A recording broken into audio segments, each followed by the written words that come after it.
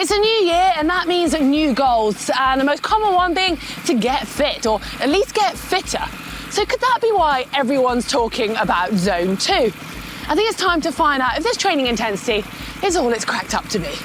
Why Zone 2? What's wrong with 1, 3, 4, or even 5? Well, the fact that you can spend a long time training at this intensity, it's comfortable, and you can even hold a conversation, probably plays a big part in us enjoying this training intensity. But there is actually some hard science to back up training in Zone 2. But first, we'd love it if you would want to give us some support on the channel. You can do that by liking this video, and if you're not yet a subscriber, you can hit on the globe.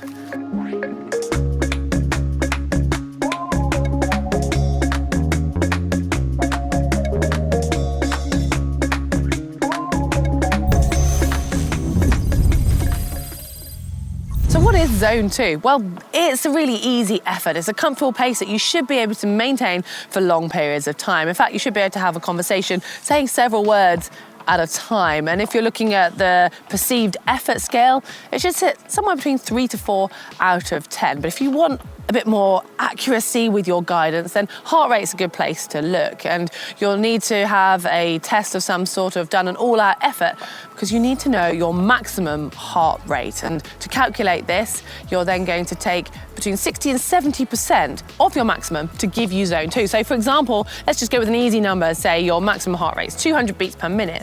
To work in Zone 2, you need to keep your heart rate somewhere between 120 and 140 beats per minute. And let's take another example, say your maximum is 180 beats per minute. Well, in that case, to stay in Zone 2, you need to keep your heart rate between 108 and 126 beats per minute.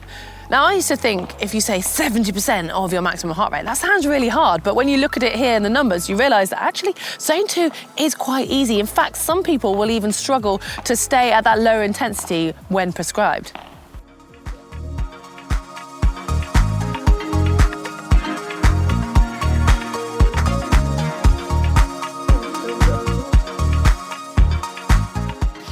If you're wanting another potentially more accurate way of using your heart rate to figure out your Zone 2, then taking a percentage of your threshold will work. Now, in order to find out your heart rate threshold, you'll need to do a test for running. That could be a 30-minute test or a 5 to 10K race, or an FTP test on the bike.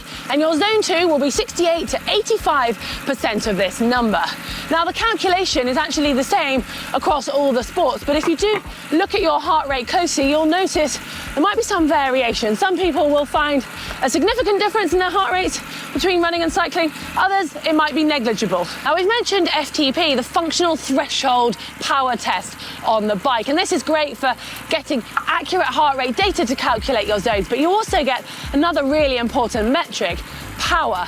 Now, your Zone 2 power is 55 to 75% of your FTP. And this is great, but if you want to go one step further and get even more accurate data, you can head into the lab where they'll test your VO2 max, measure your heart rate, and basically get every detail so you can work out exactly when you're working in which zone. Which might sound great, but you might be thinking, how does that correlate when I go out in the field and actually want to ride? Well, you'll be able to see these numbers and know exactly how to make your training specific.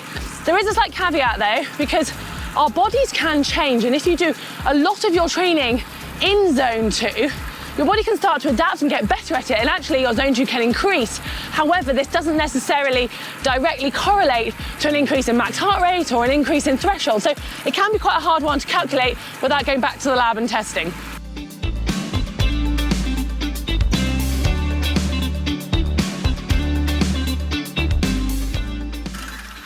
Well, now you know what this effort looks like. It all sounds rather nice, but could it be too good to be true? Are we just being a little bit lazy and avoiding doing any really hard training? Well, actually, there is plenty of evidence to back up training at this intensity.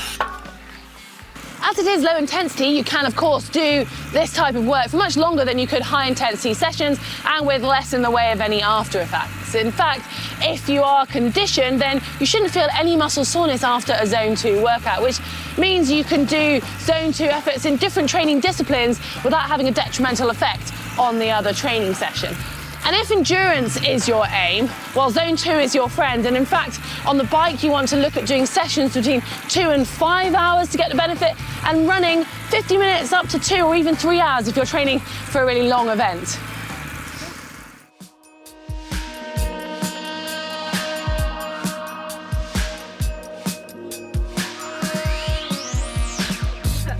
Let's dive into the details for a moment and talk about mitochondria. These are the cell's powerhouses that use oxygen to convert glucose into energy and fuel the muscles. And the more time you spend training in zone 2, the more mitochondria you'll develop, and therefore you'll become more efficient. And this is part of the reason that spending lots of time in zone 2, you're going to become good at that intensity, but it can also lead to an increase in your heart rate while still being in that zone. And this all leads to the body generally becoming more efficient at using that nutrition you're providing it with. And on top of this, you'll see an increased development in capillaries, which will help with the delivery of oxygen from the lungs and nutrition from the intestines to the muscles.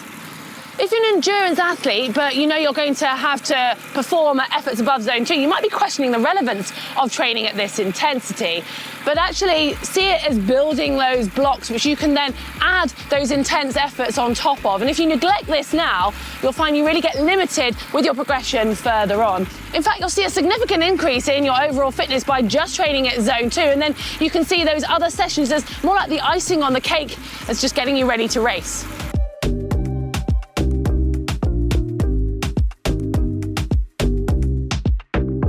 I mentioned you're working aerobically, which means in zone 2, your body is naturally going to be utilising fat as fuel. And if this is something that you want to teach your body to get better at using that fuel source, and spending long periods of time at this intensity will help. Okay, I don't want to burst your bubble, but let's be honest, it's starting to sound a little too good to be true.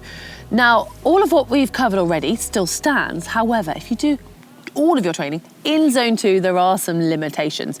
I mean, first up, you're going to become great at training and working in zone 2. That's brilliant. However, you will start to plateau. In fact, you could even see a drop in your performance as you become mentally and physically stale. And the only way to continue to give your body stimulus to adapt for would be to go longer. And that's obviously going to have some limitations. A common mistake is to think you can use zone 2 for recovery. I mean, it is easy, right?